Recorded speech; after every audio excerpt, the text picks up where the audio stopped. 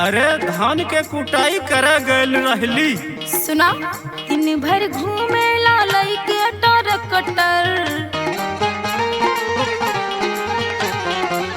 डांटेला से जैसे बड़का कलेक्टर।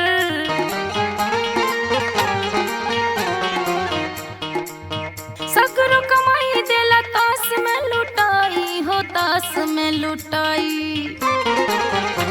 अरे सोमोर धनमा के कैली कुटाई, जब भुसिया बिकाई। हाय हाय हाय लिहब रुपया कमाई। हाय हाय हाय जब भुसिया बिकाई। हाय हाय हाय लिहब रुपया कमाई। हाय हाय हाय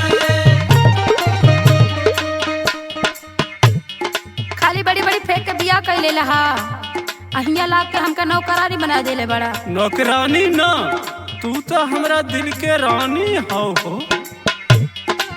कहिले हमरा से बनी दिए पास हो,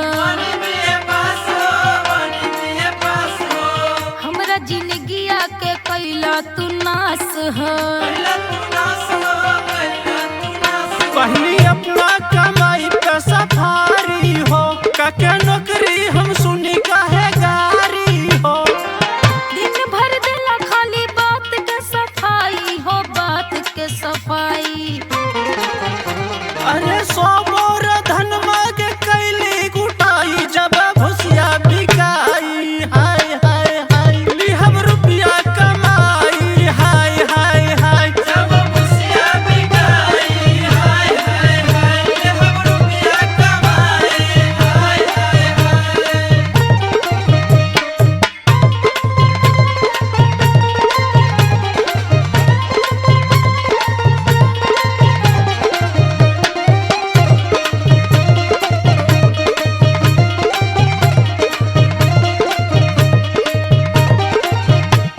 अपना तो दिन भर घर के बाहर रहेला और घर में सास की गारी हम खाई। ना ना, कोनो ऐसन बात नहीं खे, नाराज काहे होतर। दिन भर ताना सुनावेली सास हो,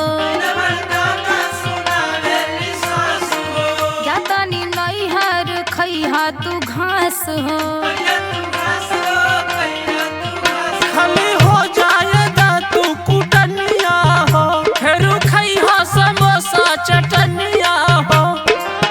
सुन के बात खाली माथा पिराई हो, माथा पिराई। अरे सो